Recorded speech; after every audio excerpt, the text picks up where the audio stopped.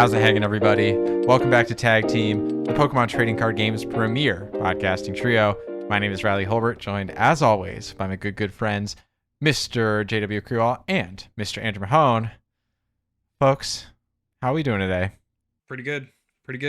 Just got back from a family vacation. Andrew, I know you were away, last week with that. I took my turn. We were down in Tennessee, beautiful Chattanooga, Tennessee. Got to see some family. We have family all over. So like California, South Carolina, Michigan. So like, it's always good to get the crew back together. It's only 3 places. That's not Minnesota, Missouri. Yeah. Let's see. Alphabets. Well, California's state already alphabet over. song. Like California Yeah. is all the way over on the West Coast. So like that, you know what I mean? Like, Thank you. Yeah. I just If I had expected a family longer on the list. West Coast, I'd be like, oh yeah, bro, my family's all over the place. I just Yeah, expected exactly. a longer list than 3. That's all. I'm not hating. Gonna be that guy anyway. But I'm glad you had fun. in Yeah, Chattanooga. appreciate it. Yeah, how are you guys doing? Andrew? I'm chilling, dude. I am hard at work on my documentary now. That's like the thing that I'm really kind of just investing all of my time and mental effort into. Got done with like the Black Bolt White Flare stuff. It's July also, just kind of just am able to kind of put all of that aside. The mega set's on the way, and I plan on releasing this documentary that I've been working on for over a year in August. So like towards the end of August, I think I'm gonna drop a trailer for it the week of Worlds, and then I think the documentary will release shortly after Worlds.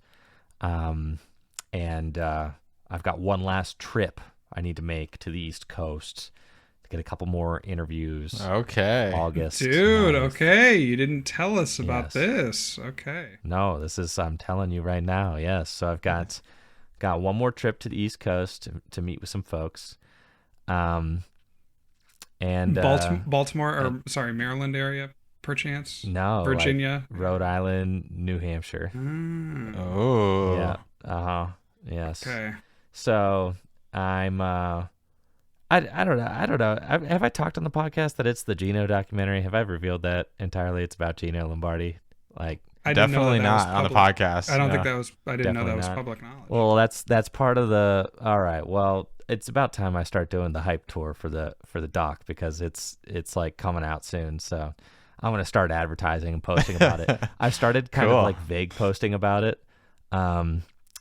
It's to the point now where it's like it's so close to being complete that I could just start talking about it. Hype cycle, I've started- yeah. Yeah, the hype cycle needs to start now, right? So I've started vague posting about it on like Twitter a little bit. Gino's Facebook is like filled with comments about it. Well, So, let's kind of back up, right? Because this is a relatively, this is an old story, right? This is what, 2010? No, 2011, right? So Gino is 2013, basically 2013. Okay, sorry, I dated too far there. But Gino's the bad boy of Pokemon, right? He was kind of the heel, at least when I first started. He was Yeah, this that's a kind good of descriptor. very masculine presence, very didn't really care what people thought of him, and had this aura about him. And there was a whole scandal with him and Mies Brenninkmeijer, who was a world's finalist in 2015. Yep. And Gino had his own list of accolades. He had won Nats, and he had placed at Worlds, and he had done all this stuff as well. But in 2013, stole a laptop from Mies. It's a whole story. Spoilers, dude. Spoilers. Also, it was alleged, dude. You're so- Alleged. It was never proven. Well, isn't that you're spoiling? Now you're spoiling the spoil. Allegedly, bro. Allegedly. So anyways, the real crux of it is that Gino ends up banned, right? Right. And Gino is like this bad boy of the community, and he's got this stigma about him, right? Like people, but he's also got fanboys. Like he's got fans too. Like people either love him or they hate him. And then in 2013, yes, there's the MacBook incident, sure. And but he doesn't get banned over the MacBook initially. Pokemon kind of sends him a warning. Well, don't spoil it all. You're spoiling the spoiled spoils. No, because he's banned. That's the reason I'm doing the documentary. It's about a banned national champion. Like, how does someone go from being a national champion to banned, right? And then he ends up getting banned shortly after. But like, TPCI's kind of like initial reaction is that they can't like ban somebody for something that happens outside of a Pokemon event. It's like kind of it's this whole mess, right? And it gets the whole community up in like a hubbub about it. And you've got like your free Gino camp of people who are like, Gino is innocent, and like he would never do that, and like people who are like, I don't care if he did it, Gino's sick, like he shouldn't be banned. And then you've got like this whole other sect of the community that's like, no, Gino is rotten and he needs to be banned and he's horrible for the game and my kids aren't safe going to tournaments if this thug's allowed to go, right? And that's basically like just the dominating conversation in the community for like for that entire half of the year. I mean, it honestly lasted, like it persisted for a while. Like by the time that I had started playing the game in late 2016, early 2017, there were still like those kinds of conversations happening, you know? Like this whole movement was a real force, I guess. It was a movement because he ended up getting banned, right? And what's crazy is that he is not the only banned national champion, right? Like he's a 2008 U.S. national champion, 2008 world semifinalist, multiple-time regional champion, multiple-time state champion, over 20 city championships he'd won, and like Pokemon ends up banning him, right? And it's this huge thing, but doesn't just ban him, gives him a lifetime ban as well. And there are other national champions who are also banned. There's Sina Gaziaskar is banned from the game. There's Martin Moreno is banned from the game. You've got Zach Lesage and Jacob Lesage. Zach Lesage was banned for a little while because of a double nickeling incident that happened on stream. Jacob Lesage is also banned for like an article he posted about how to stall, right? Like, so, or not Jacob, Jay Lesage. But it's like this. Yeah. So there's like a lot of people towards the top that had like a lot of problematic issues with like top players getting in trouble, and then like Gino gets banned, and he is like campaigning very hard to get unbanned. He's like selling free Gino t-shirts at national. He's like showed up to nationals at 2014 and 2015 despite the fact that he was banned, and like camped outside the venue selling t-shirts, right? Which is so sick. I say all of this to kind of give you like a backstory. Like this is like kind of all I knew about the Gino situation. I never met him. I kind of like had heard the story just from existing within the community during that time, but I had never met him or any of his friends really. But I had heard of people who didn't like Gino, and I've heard of a lot of people who would like testify like that they loved Gino and that Gino was like the coolest actually. So that kind of got me fascinated. And for the last year, I've been working on a documentary to tell Gino's story. And I ended up meeting him. I ended up having lots of interviews with lots of people, all the relevant people to the story I've met with. And I think the documentary is going to be really freaking sick. And it's got like a really cool like arc to it as well. And it's going to have like a really cool kind of final piece to it. I don't want to reveal too much, but yeah, it's grown so much since the project. We first started thinking about the project. Like the project has really evolved, and it's this really interesting thing because like I had no idea where the project would end up when I started, and now I'm like almost here at the finish line, and I'm like, wow, I could not have possibly predicted that this was the video that I was going to be releasing, but like this is the video that came about from all of the interviews and all of the work that I've done. It's like a really cool character development redemption story. Yeah, he works at Pokemon now. That's I'm crazy. excited. No, I'm excited personally. Oh, he doesn't. He does. That wasn't the twist. So I've been working on that.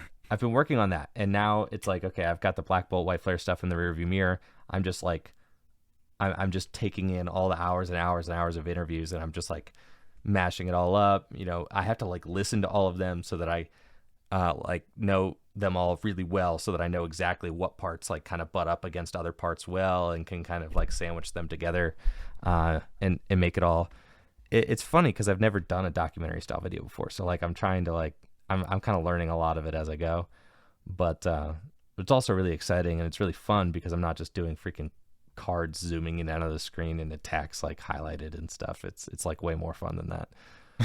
And I already am starting to think of like, you know, what project should I embark on next, you know, after this. You know, I feel like I want to always have like a big picture project that I'm working on because this has just been so much fun.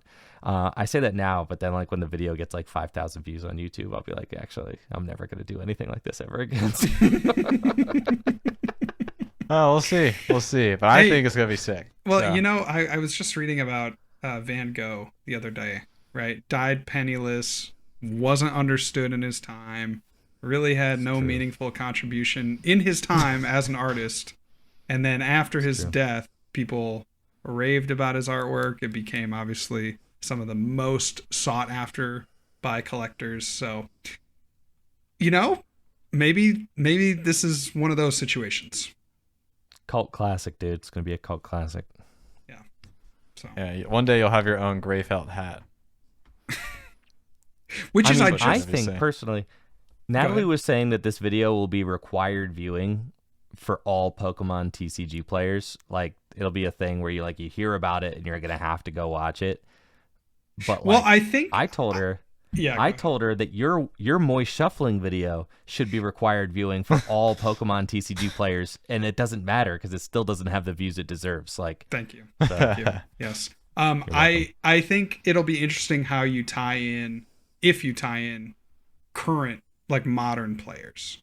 All right, because there are still some holdovers like from that era that I think would be, you know, pretty interesting to get perspective from. So I'll be curious how you weave that in.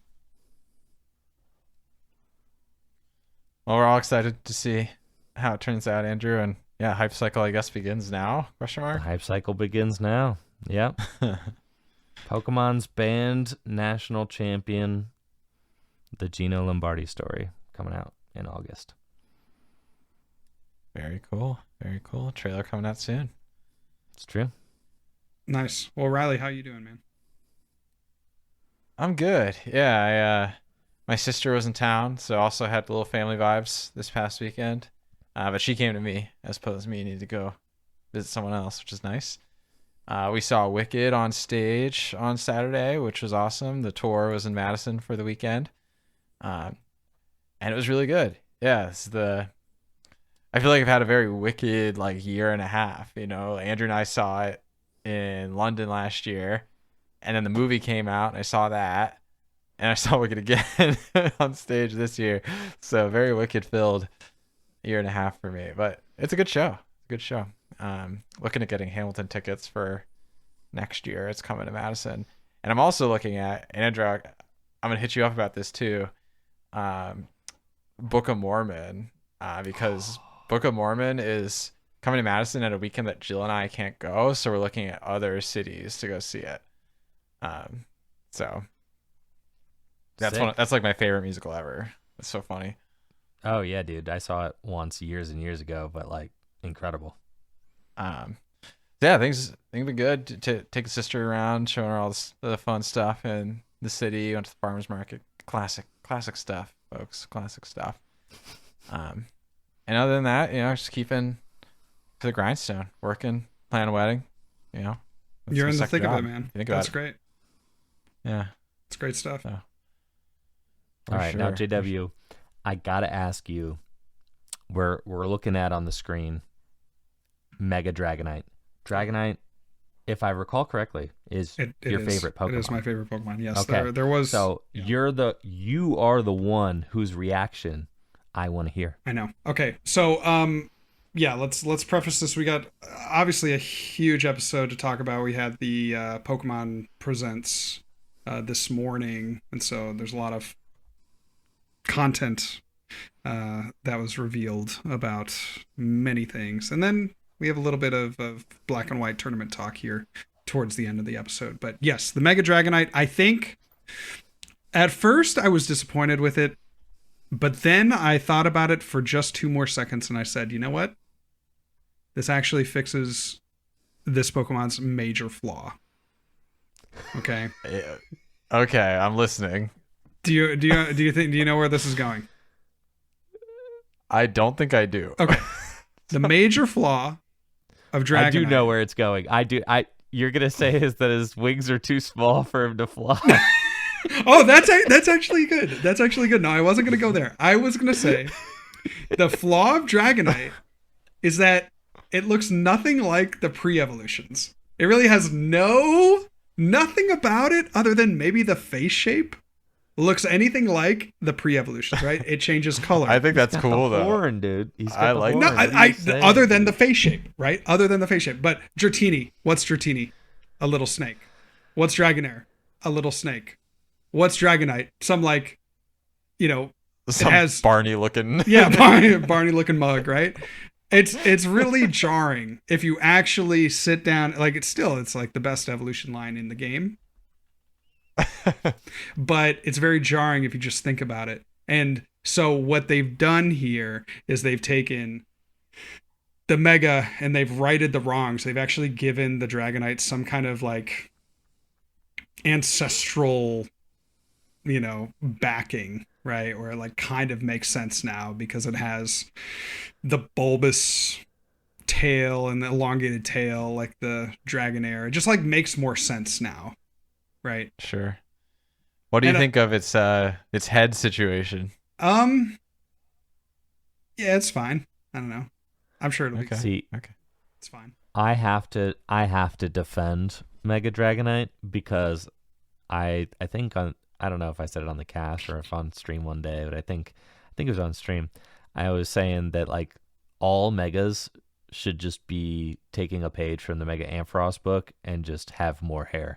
And any Mega that gains more hair instantly becomes cooler. And so for Dragonite to now have wing hair, I have to be okay with that because like I said that like more hair is better. Right. And you're sticking to that. Now Dragonite, and I'm sticking to it. Also, I want to say, I think that Mega Dragonite, I firmly believe that the games look like garbage, the 3D models look horrible, and that like nothing about the new 3D Pokemon games is salvageable or good or enticing for me. Okay, don't buy them then. For me, I'm not gonna.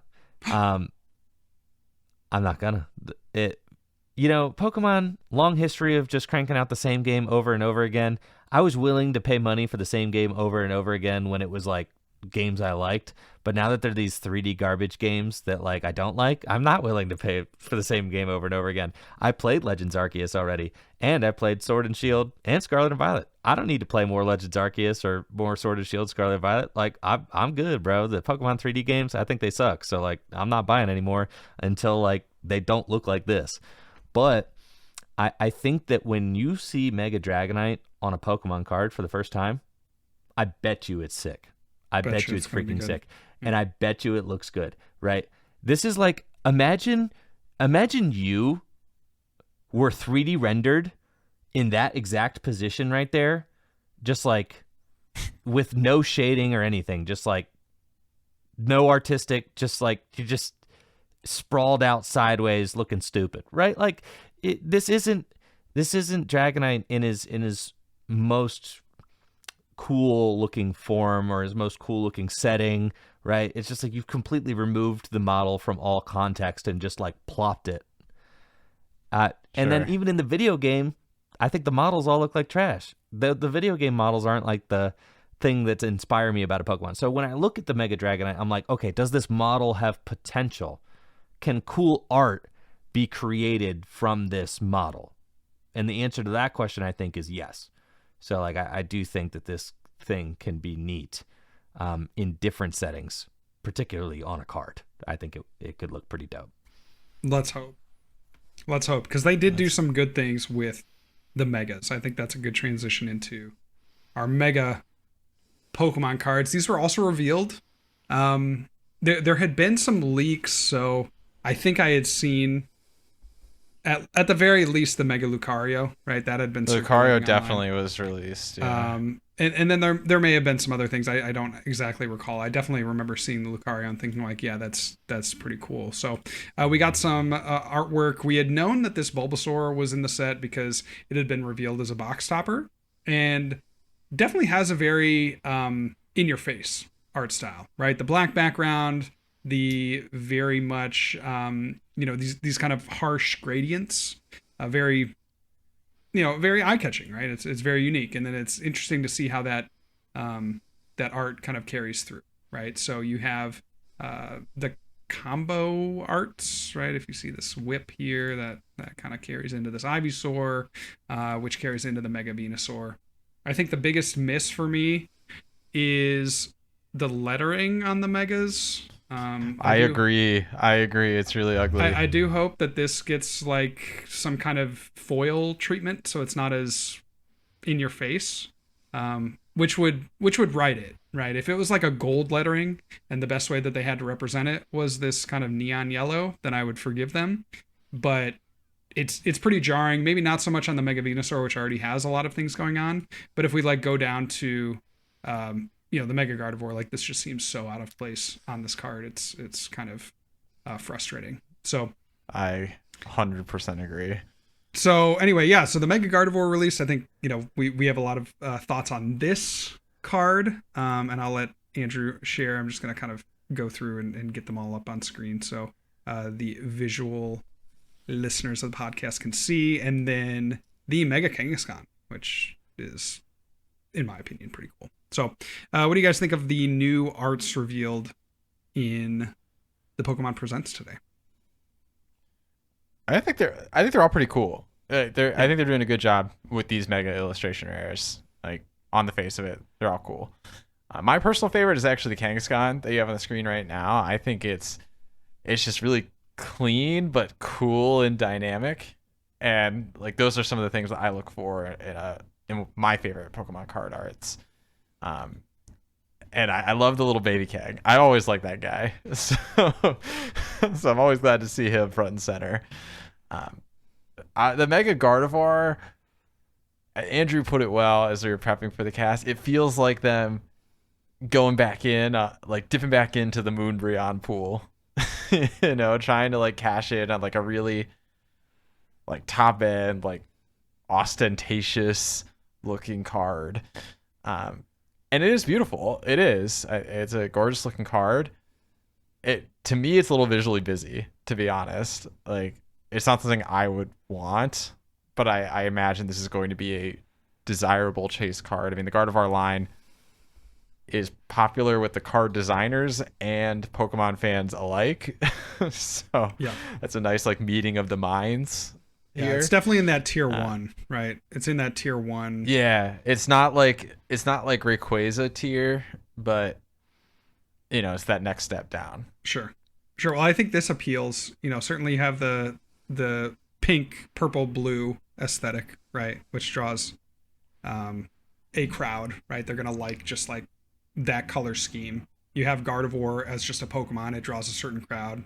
They're just gonna like that Pokemon, and then it has that art style that is pretty popular right now, of kind of the intricacy, kind of the explosion of things happening. The gaudiness, The gaudiness. bro. The gaudiness. I mean, and it's like almost like a paint by numbers, like creative, expensive Pokemon card, right? Like, do we have a tier 1 fan appreciated Pokemon? Yes, it's Gardevoir. Okay. Do we have a full art card? Yes, it is a full art card. Is it extremely gaudy and over busy in the way that it is designed? Yes, it is. And if you look at, don't just take my word for it. Look at the most expensive cards. Like the Giratina's got the same exact gaudy, over busy kind of thing going on. The secret art rare Giratina's that are worth a lot of money. The Umbreon, the most recent Umbreon. And then this one, it's kind of like, they're all kind of doing the same style. It's like almost the more kind of background patterns that they can kind of just jam in. I agree with Riley that this card to me is over busy. I'm not like in love with it. It's a pretty card. I wouldn't be mad to like have it for sure, because like it'll definitely be worth a lot of money. So like sure. Like I'll definitely take it, and like I'm not like offended by it or anything. I'm kind of like almost reacting to the fact that I know that this will be the most popular card, but it's not my favorite. My favorite is also the Kangaskhan. Yeah. Dude, look at that Kangaskhan. Look at the baby Kang. So good. What I like about the Kangaskhan is that they've minimized actually what they're trying to highlight with the megas, and that's this like weird the two-tone boom effect. Boom effect, right? If you go to the Lucario, like this is where it's extremely noticeable, where it's just his fist that's kind of has this just jarring gradient, two-tone harsh gradient. I don't think that this really adds anything. That's where I think that the Mega Gardevoir shines, because you don't really have that here, or at least not in as noticeable of a pattern. And again, the Mega Kangaskhan, I think that's why I would gravitate towards that, is because of course like the art is great, but it plays down the mega effect. I actually don't mind it on the more like intentionally designed like art cards. I don't love it on the base Pokemon. Yeah. But I think it's kind of cool on I think it's actually kind of cool on the Kang, because the whole color scheme of the card is built with it in mind. Yeah. Maybe. It's like impact. It's like just impact. They're adding impact. It's like little speed lines. Yeah, I'm really just not a fan, unfortunately. Like I think I don't like it on the Lucario, really. Like I think this card would just be better without it, right? As I'm saying, I don't like it on the Lucario as much, but it doesn't feel like the entirety of the card was as intentionally designed around it like the Kangaskhan was. Yeah, interesting. I do kind of get it. It's like, well, because like the megas themselves are kind of like these overly busy Pokemon design. I mean, you look at like even just the creature design for megas, and I don't like the way that most megas look, because they're overdone. They feel overcooked, right? I feel like they literally are overcooked. Have you read the Pokemon Dex entry or the Pokedex entries for the megas? They're messed up, dude. Hold on. They're literally overcooked. They are. Let me see if I can find one real quick. The Mega Salamence is. I don't know any of this. So to me, the fact that the cards look a little overcooked, I guess, makes sense, since megas themselves are all overcooked as well, that it kind of just like actually makes sense. And if you think about like the whole Japanese and English text that was kind of going across the first megas, those were sick though. That was so cool, dude. But they can't do that again. So right? Cool. Why not? They can't just do it again. Why not? They brought back every mechanic, like EXs, and Vs, and whatever. Like they can do that. Okay, I'm gonna quickly read 3 different Mega Pokemon Pokedex entries just to show what I'm talking about them actually being overcooked. Okay, Gyarados. Mega Evolution also affects its brains, leaving no other function except destructive instincts.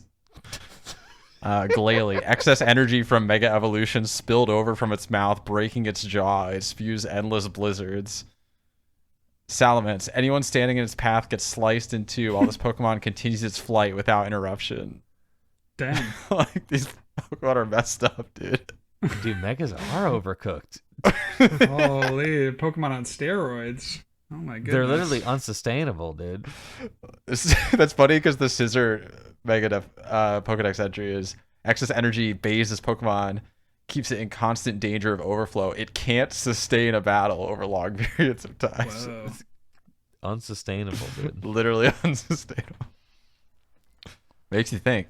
It does make you Does make think. you think. Oh, that's crazy. So does that change your thoughts, JW? I don't know. The The one that lore? does it the best is the Venusaur, I think. Yeah, Venusaur's If cool. we're talking about that, right? Like it's really got this kind of this is maybe the most violent Venusaur, right? And I think that you can attribute a lot of that to like He's dumping, dude. to the red. He's dumping. He's Lots taking of a jungle Venusaurs dump dump, in yeah. real time. He dumping? Jungle Dump, He's- bro. he's- yeah, his Oh, attack is jungle dumping. okay. He's sorry. literally jungle dumping. Oh, that's really interesting. Did you guys see the Venusaur in the back here? You see this? I never no, I I noticed did that. not. I did not notice that until now. Wait, this is Yo. kind of sick. Is that in the Ivysaur as well? I'm Like the checking. Venusaur's Let me, butt? let me. Oh yeah, it Yeah, is. yeah. Okay, Yeah. so a little more continuity here. Ah, fascinating.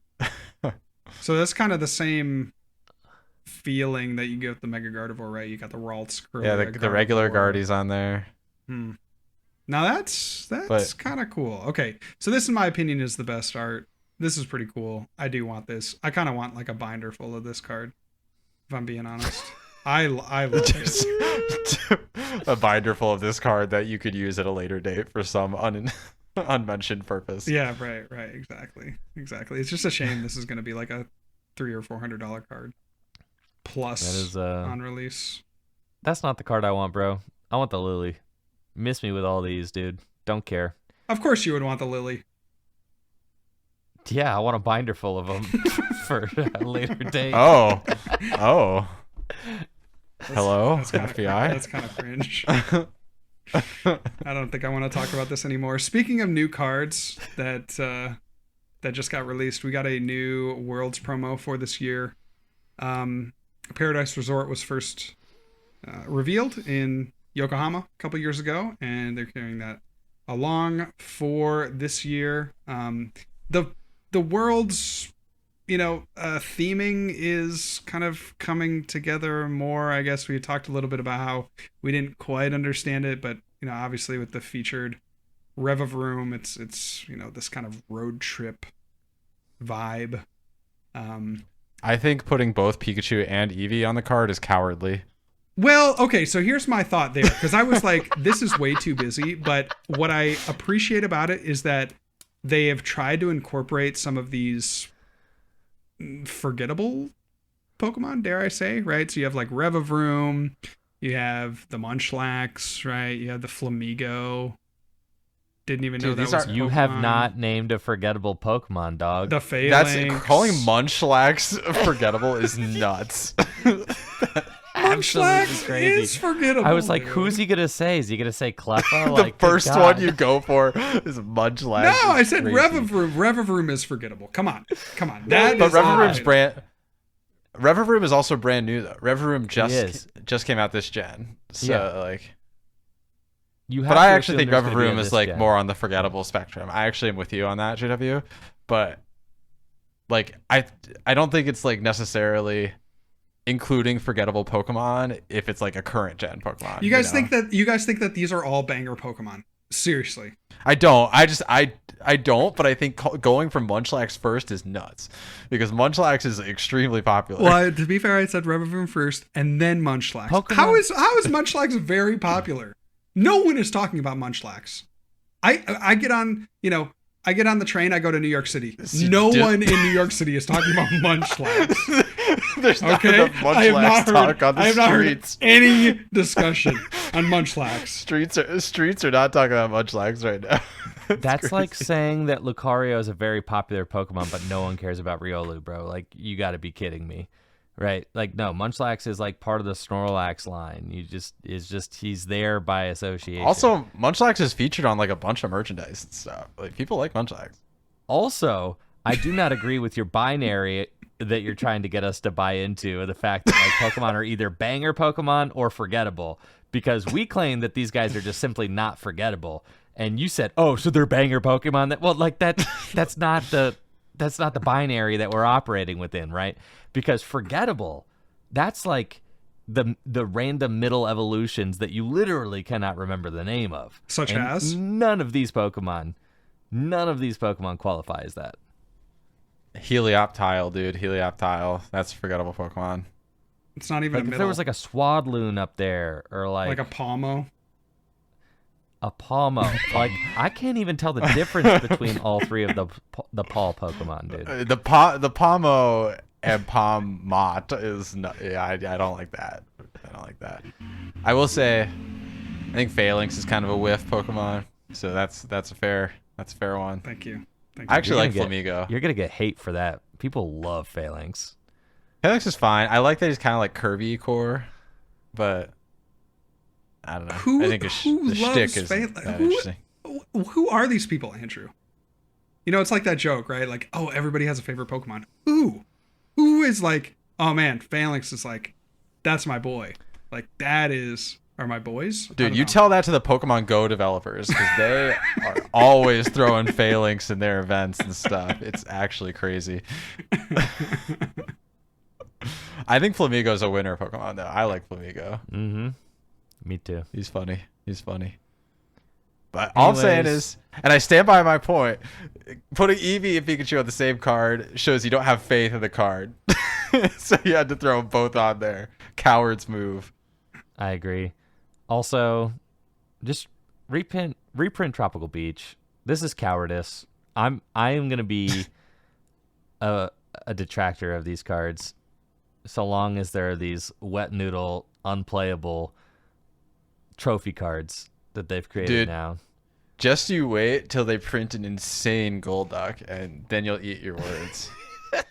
Yep. I mean, we already are getting like a very reasonable Psyduck, so. Anyway. I guess it makes sense. Like It's not a Psyduck you'd include this card in your deck for it. I understand why Pokemon has decided to just make these cards like completely unplayable. They don't want them to fluctuate or like, you know, be part of like the market at all for competitive players. For competitive, yeah. Yeah, I get it. Well, I feel like also, Chance I do Festival want was a them to little reprint. too good. It was like slightly too good. Because it was usable. Exactly. So they were like, we don't even want to risk a card being even niche playable. So they made it this. I do think it's a But fun that means they're callback committing to never printing a good Psyduck. I know. Or committing to never reprinting Tropical Beach. Yeah. Yeah. I think that they might reprint Beach in like the 30th anniversary collection or something. That's my next cope. Every week there's a new cope for what the 30th anniversary collection will have. 30th anniversary is just like that's the funny. GLC bangers. We've got a couple of the upcoming Mega Evolution pre-release promos have been revealed. Lunatone and Alakazam. We'd already seen the Alakazam, but this Lunatone is new, and it's got an ability. Hold on, folks. Lunar Cycle. Once during your turn, if you have a Soul Rock in play, you can discard a fighting energy from your hand and draw 3 cards. 110 hit points, Power Gem, 2 fighting, 50 damage, single retreat cost. Single retreat cost pretty good, considering there are Lunatone with a 3 retreat cost. Yep, So, I was just thinking that too. this card could be played in standard. I mean, depending on what the Soul Rock looks like, and also, you know, whatever the Lucario decks, you know, I think they accelerate energy from the discard pile, so like obviously they're supposed to have synergy with like the Lucario decks as well.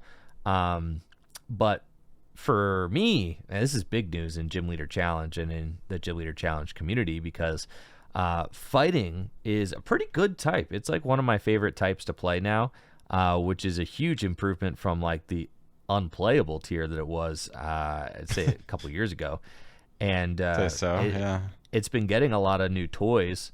Ogie is like one of the big ones. I mean, Ogie is just like this absolute monstrosity of a basic Pokemon. and the thing it lacks is draw support.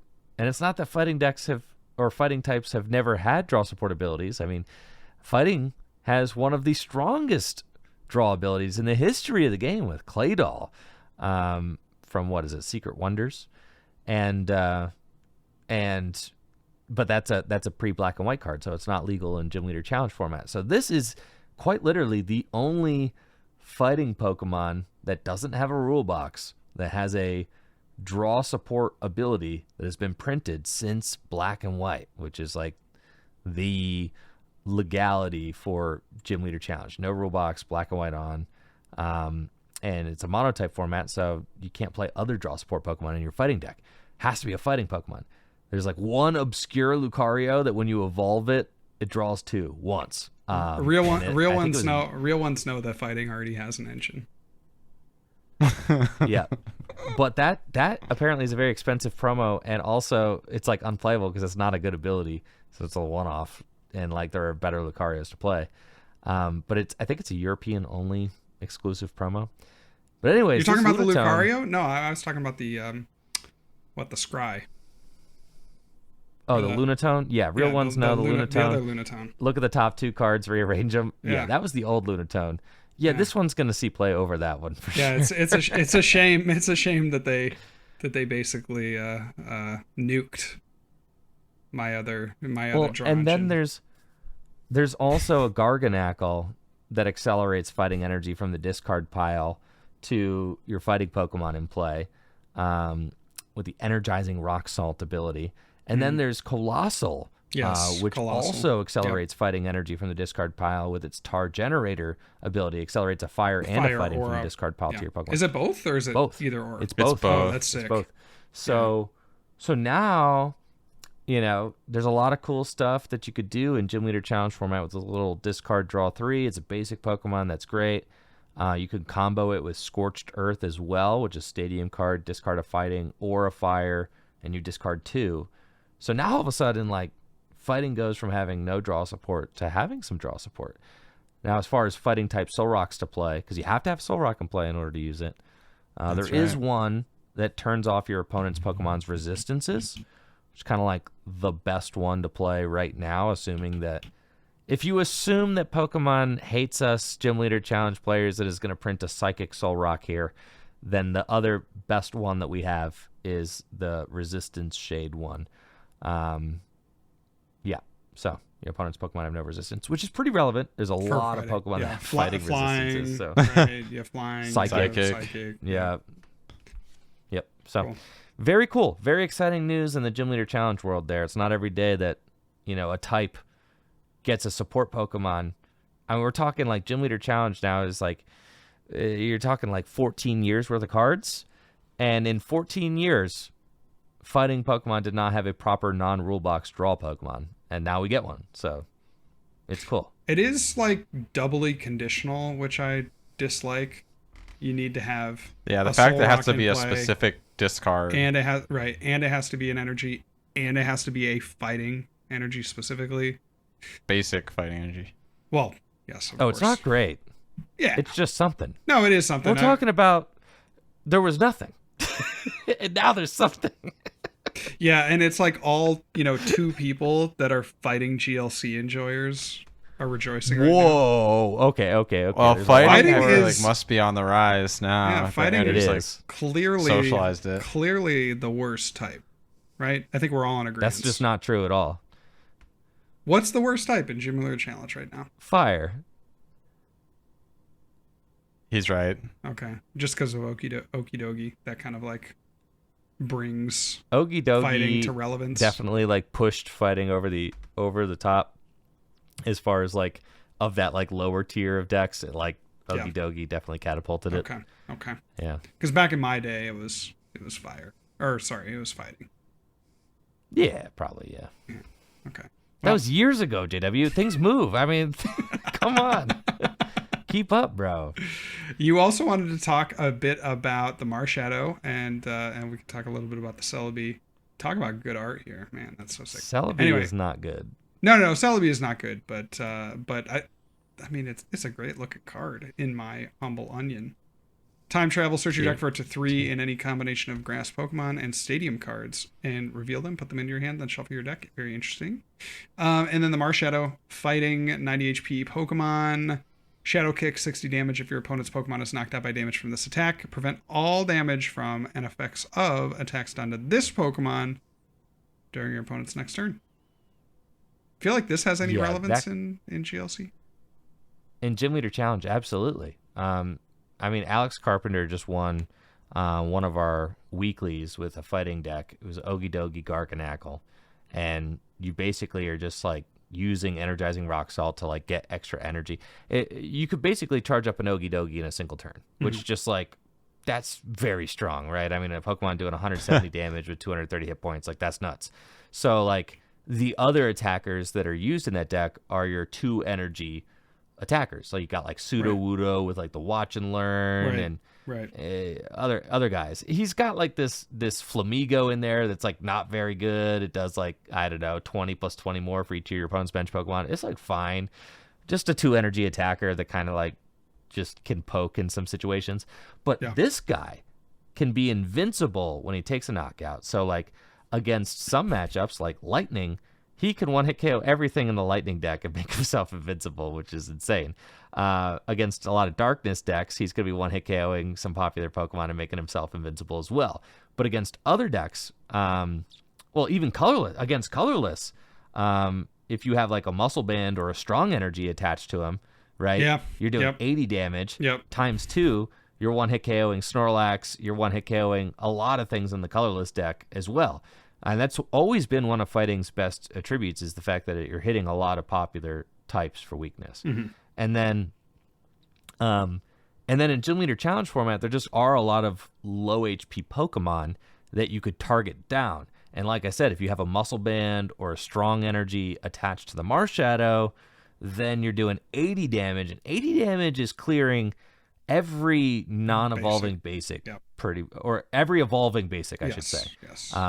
The non-evolving basics, those are huge. But every evolving basic, you're pretty much clearing, especially the ones that evolve into stage 2s, and then you could make himself invincible. And in a format that's singleton, we only have 1 boss, 1 Guzma.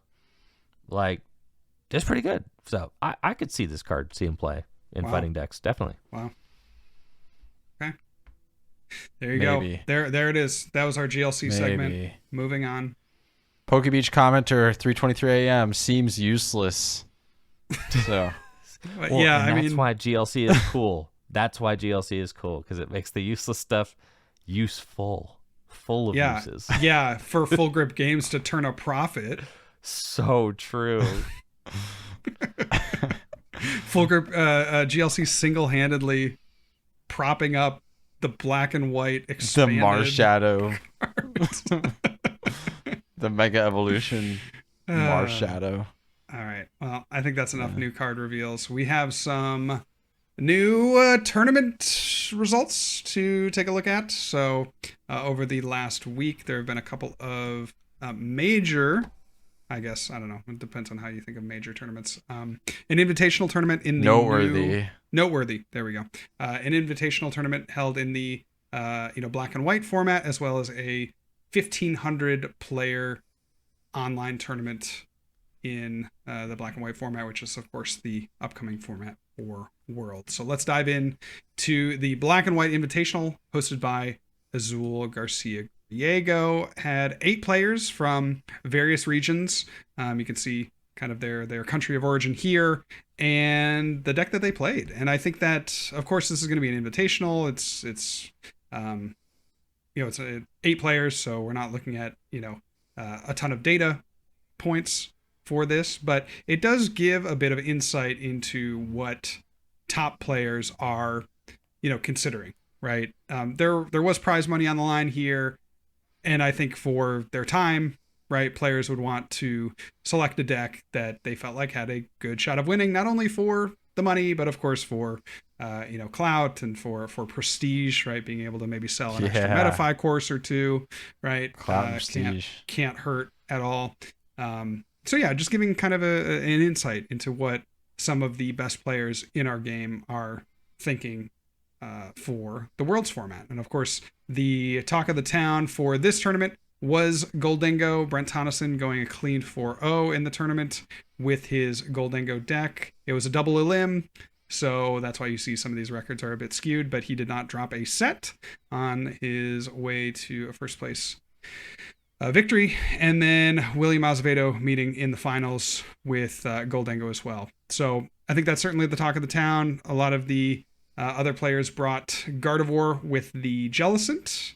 A lot of those lists are looking pretty much the same from what we saw from the Japanese Standard Champions League tournament from a bit ago. But yeah, let's take a look here at the Goldengo from Brent Tonneson. I think the biggest thing that jumps out to me is the use of Air Balloon. So we have 4 Air Balloon in the list, and that's one of the big enablers for Goldengo being able to now, pivot much easier between, Goldengos. Before you had the escape board. So if you got a Goldengo trapped active, you'd have to attach the escape board and attach an energy to get that boy out of here. Now we have the Air Balloon. And then the other enabler that's huge for the deck is the Genesect EX, which allows you to reveal 2 evolution metal Pokemon from your deck, put them into your hand. So no more need to rely on TM Evo, which was a big crutch for Goldengo decks in the past. Playing the 4 Air Balloon, Brent felt like it would be a good idea and probably felt like he was going to play enough mirrors in the 8-player Invitational to include the Genesect, which shuts down opponents' A-Spec cards if it has a tool attached. And what do you guys think of Goldengo heading into the Worlds format? I mean, to me, Goldengo is like one of the first decks that people are going to... To me, restarting, the couple of decks that I would really consider taking a look at with Black Bolt and White Flare are Goldengo with the addition of Air Balloon and Genesect, Miraidon with the addition of Electric and Zekrom, and Gardevoir with the addition of Jellicent. Like, those seem like the biggest beneficiaries of the new set. Yeah. Goldengo seems like kind of the lowest to the ground of all of those, right? Like, it's a deck that's already proven, that already works really well. It just gets better in like a very straightforward way with these new cards. Whereas like Gardevoir with Jellicent probably is better, but it's not as like cut and dry. You know what I'm saying? Mm-hmm. It's just a straight improvement to the flow and the engine of the deck. I like the Genesect, the baby Genesect inclusion. That makes a lot of sense with the super heavy Air Balloon count. 4 Air Balloon, pretty crazy. But I mean, you got to think as well, like every time you get a switch, like an extra switch and get an extra coin bonus off, that's 1 extra card. And if you do that 3 times over the course of the game, that's 3 extra draws, which could be the difference between like hitting your combos and not in those end game situations. So like just every turn you're able to get that little incremental card advantage. And that's basically what Air Balloon represents. If you draw it in the middle of a turn, it's just an extra card, right? You trade the Air Balloon for a different card. So I like it. I think it makes a lot of sense. I expect Goldengo will be one of the more popular decks on people's testing tables going into the World Championship. Mm-hmm. And I think in an early kind of feeling out the format type of vibe, like Goldengo is like a good deck to just steamroll those sorts of formats. Yeah. Of course, we know the issues with Goldengo, right? You're looking at pretty tough matchups into anything with a wall Pokemon, right? So you're thinking like Cornerstone, Ogerpon. You're thinking the Crustle deck, which is picking up in some popularity. Yeah. Again, it's like you don't really want to like be thinking too heavily about those types of decks, but certainly those are, for all intents and purposes, auto losses or at the very best, extremely difficult matchups for this Goldengo deck. You do have the Sizor, so there is some argument there that you can maybe get around, a wall or two in the course of a game. But, certainly not a matchup in either of those 2 decks that you necessarily want to see. But like you're saying, Riley, I'm with you, is like going into this format, there are a lot of things that work in Goldengo's favor. You get the Genesect, which takes the place of the... it kind of serves two functions, I think, right? You can now cut the TM Evo. You maybe have a better going first potential, right? So if you're just able to get down a few Gimme Goal and a Genesect, then you don't have to worry about drawing into your Goldengos, whereas you maybe had to rely on that in the past. It's searching for those Goldengos under item lock, which is really good. And then you now open up space in the deck where you were playing either the Dunsparce or you were playing the Drakloaks, right, for additional draw. You kind of solve that problem by just having better access to your Goldengos. And the ability Now, there to is draw more one cards with them. Yeah. Yeah, agreed. Exactly. There's one interesting part of this list that I noticed you didn't mention quite yet. No Cypher Maniacs at all. Yep, that's right. In a Goldango list. So I don't know if you have any, like, you've been a Goldango head, JW. I don't know if you have any specific thoughts there. No, that's interesting. I mean, it seems just like, yeah, go ahead.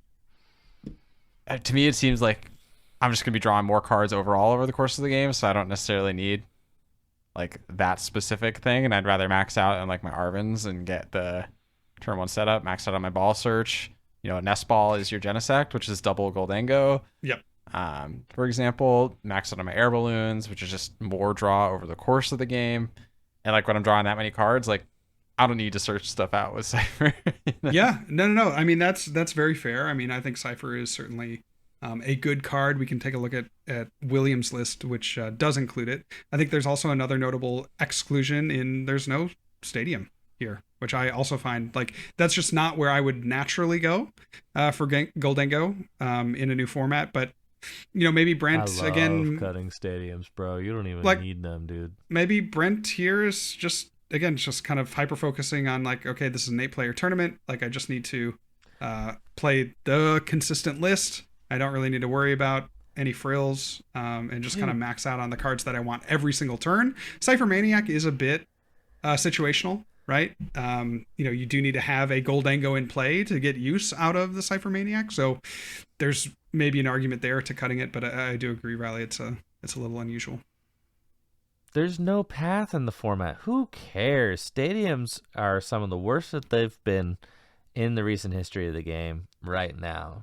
You don't have to play them. I feel like there's a I'm kind of with you. Feel like they have to play them. You just really don't, especially in this format right now because there is no path. There is no stadium where you're like, that thing really can't stay in play, right? And Path to the Peak kind of was that stadium for a lot of these decks in formats past, but now there is none. So it's who cares? If do I care if an Artisan's going to stay and play all game? Absolutely not. Do I care if a Tool Jammer is going to stay and play all game? Like, maybe, but probably not. Like, like ultimately, you can operate without the air balloons. Like you can, and the deck certainly did.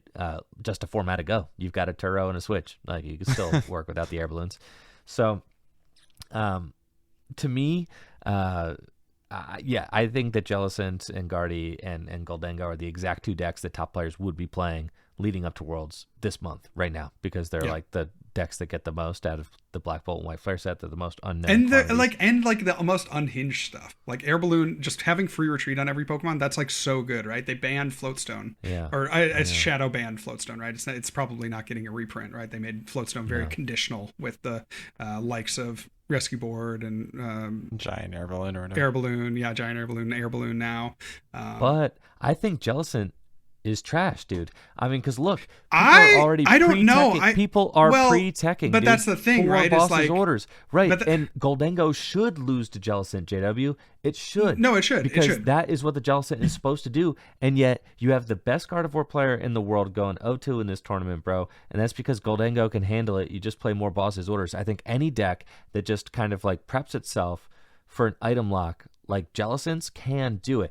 That's what makes Badoo so strong is the fact that you cannot really prep for it because it item locks your hand regardless. Whereas Jellicent is like, oh, well, if you have a boss, you can push around it. If you have an Iron Bundle, you can push around it. If you have just a Flutter Mane, you can turn it off. If you have an Iron Thorns, you can turn it off. There are a lot of different ways to turn off the Jellicent. I'm not super impressed by the Jellicent early on. I think that there are ways to play around it.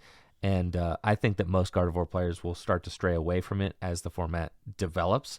I did start to see I think I saw All Out Blitzel posted on Twitter that he finished in the top 16 of Gabe's tournament with a Raging Bolt deck that was playing Cornerstone, and the Cornerstone is going to really help you out against a lot of these like Goldengo decks. I mean, yeah, they play the Scizor now, so you got to like be wary of the Scizor, right?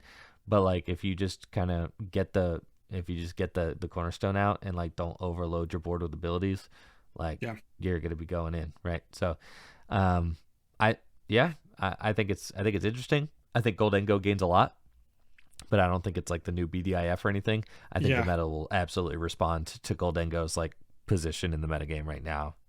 Yeah, it's interesting, right? You're talking about Gardevoir Jellicent as being, a pretty bad play into Goldengo, but then we're talking about Goldengo lists generally like modifying what they're playing in response, right, to preemptively to account for Jellicent. So let's take a look at this was a 1,500 player tournament, the Smart Series, hosted last weekend with over 1,500 players. Just kind of a crazy number for an online tournament. Let's take a look at the Gardevoir Jellicent and that matchup data here on Limitless. And if we come down to the Goldengo matchup, there you go, a paltry 36% on that. Yeah, certainly not. Were you expecting like a different outcome when you were? No. I know the 36% here is I guess I mean I knew going in, but here coming to, if we go to just regular Gardevoir Jellicent has a 45% win rate in like the deck section of Limitless. Yeah. And then, I was actually surprised on the straight Gardevoir. So I had always thought of this matchup, Goldengo into Gardevoir, as being, you need to cheese some extra prize somewhere, whether it's with Monkey Dory, which is not particularly likely, or with Jamming Tower. So to see, and not to hyperfixate on Goldengo into Gardevoir, but to see the matchup be pretty bad for both variants of Gardevoir is a bit interesting to me. But yeah, let's take a look kind of top 16 here from this major online tournament. We have a Dragapult deck, didn't convert particularly well, but winning the entire event. And then an interesting Ogerpon, I guess Lily's Clefairy focused Teal Mask Ogerpon deck, which is something. I mean, this is certainly a deck of all time. You got the Ogre's Mask, bro. Look at that. This is crazy. Mask, yeah, there you go. So Cornerstone Ogerpon, again, that's kind of like the response to Goldengo being a known entity. Crap, dude. There's not even any owls in there. That's just like a... I know, you How just does this gotta deck work? You gotta draw into your stuff, bro. Well, I mean, it's kind of like it's just a mask deck. It's kind of like you're, you got Teal Mask Ogerpon to like draw some cards, right? You got your Pheasantipity to draw cards. I mean, it's 4 energy switch. Oh, yeah, and you're playing you get the 4 switch. Yeah. Okay, Yeah. I like 4 energy switch. I was looking for a Crispin, but no, it's the 4 energy switch. That's what it is. Yeah. Okay, I'm vibing now. You get it. You understand it now. I thought we were like motivating, and that was like our game plan was Squawk. And the legacy energy, upset the prize trade. What I find pretty interesting, there are 2 decks that I am like, wow, these seem to be overperforming a bit. The first one is just generally Charizard variants seem to be making a comeback, and again, I don't have Charizard's like a very good. Like, it's just a good card, but I don't really understand why it went dormant for quite a while and now is on the up and up. That just I'm just not quite in tune there with like the Charizard love, and why this deck makes sense now. But one deck that is certainly surpassing my expectations, at least in these online tournaments that I've been looking at, is Joltik Box. This continues to perform. We saw it do well in the Champions League tournament. It's got a couple of top 16 placements too. I don't know if you can really say trash deck. I think it's certainly a comfort pick for a lot of players, and they're going to play it better. So, just another interesting note. Just because a deck is comfortable doesn't make it not a trash deck, bro. That deck is a trash deck. Dude, it's performing better than Gardevoir Jellicent. So yeah. Yeah, makes you wonder. Dang. Charizard is nuts. The fact that Charizard had fallen off for any amount of time is kind of insane. I think part of it is that people have renewed faith in it after Gabriel Fernandez's performance with it in the senior division at NAIC. It's also playing Monkey Dory now. People have kind of like figured that out. I feel like the build, like Gabe Fernandez just has the build, right? And that was kind of like what it was before Charizard popped off and like got really popular in the beginning, was that like nobody really had the right builds, and then everybody figured out the Arven build, right? Yeah. And then like once that kind of gotten figured out, then everybody hopped on the bandwagon, and it's kind of like a similar thing. Like once the build got cracked, now we're in. We've got the monkey technology, we've got the Chi-Yu. We're doing incredible things in the Goldengo with the Chi-Yu factor. No, I mean the Chi-Yu is certainly an issue, but like you have Chi-Yu and Maximum Belt, right? So you can play a one prize board, and then you say like, oh, and then the Goldengo is like, oh, I'll take a knockout on a one prizer, and then you can't call respond. An ambulance. Call an ambulance. Yeah, but not for me. And then I like Briar in this deck. I've been saying that this deck ought to be playing Briar. I talked to Austin Charles at our league about it a little bit. He says you don't need it. I mean, Gabe Fernandez didn't play it. I think it's good, but like it could go either way. But either way, I think Gabe Fernandez kind of like laid the groundwork for what a modern Charizard deck looks like, and now people are like, oh yeah, this card's broken, because of course it is. They just forgot for a while. So yep.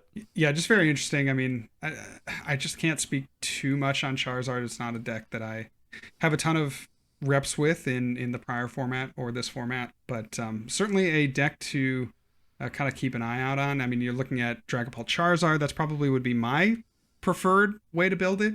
Charizard Pidgeot obviously doing well. The highest placing Charizard deck was a Charizard Dusknoir, so there's very very different flavors. Charizard Dusknoir. Very different flavors that are doing well. Yeah, let's take a look at this one. This is very reminiscent. Very reminiscent of the John Roberts build. Yeah, you remember this one?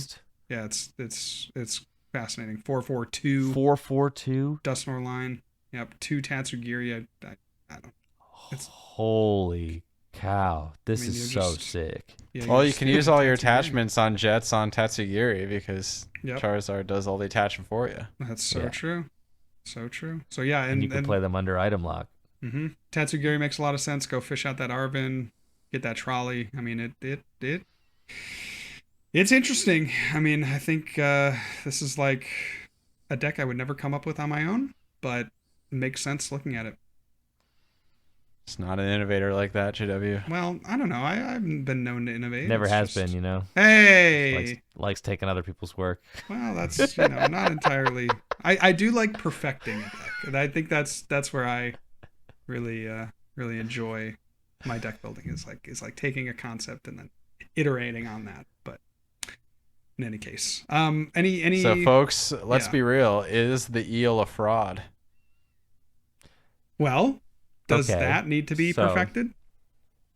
So, if we look at Flaffy's existence, right, in standard format, just a couple years ago, it was basically trash until like the right time and right partner came out, and then it was awesome, right? And then, to me, it's like eel being in format enables those possibilities to exist for Lightning decks, but whether or not those will be good at any given point in time depends on a lot of factors. It's like how Baxcalibur is like trash right now, right? It doesn't mean that the ability is bad. Like, no, it's just not the right combination of factors for Baxcalibur to like be doing its thing right now. It's just not the right time. You're saying the eel is a fraud with more words. No, I'm saying the time might not be correct. You're saying he's currently a fraud. That's what you're saying. No, because like. But maybe one day he'll graduate. No, he's always good. That Dynamotor is always good.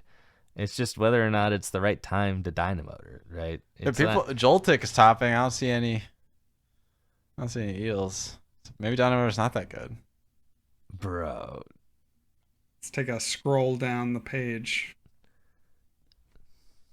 What do you think, JW? Eels. Yeah. Probably not. Escalators. Probably not great.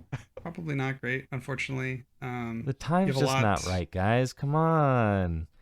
There's too much bench snipe, too much bench If damage. the time isn't right in a format with Miraidon and Iron Hands in it, time's not coming. Yeah, I mean, I think this is the highest placing Miraidon, and it doesn't even play Eels. There's not even an eel. So yeah, that might tell us all we need to know. Bro, listen, nobody was playing Flaffy Miraidon before we showed up to Worlds with it, bro. Yes, they were, man. They beat me when I played Gudra at USC. All right, yeah, there was one guy. Yeah, I think the big problem with this kind of deck is that there's no 220 HP Pokemon to knock out, right? The Iron Hands is better comboed with Magneton just for that early burst. And then there's no real way to take advantage of your opponent playing an EX down because most decks don't have basic 2-prize attackers. That's just, they're all these evolving, 70 HP Pokemon. So you're not really playing into much of the strengths of Miraidon or Electric right now. So I think that's, kind of the major issue that I see. So yeah, I mean, just the fact of the matter is that Iron Hands is the best part of the deck right now. It's just kind of like a turbo hands deck, and that the most reliable way to power up hands on turn 2 is Joltik. So that's why the deck is being constructed the way it is. People don't like, spinning the wheel with generators. They don't like leaving things up to chance like that. So they just want to play a very linear, straightforward deck where it's like, okay, I'm going to charge up hands. I'm going to go hands, and then hopefully just like win the game, like the final turn of the game, like turn 4 somehow. But like probably going to try and hands a couple things first. Yep, absolutely.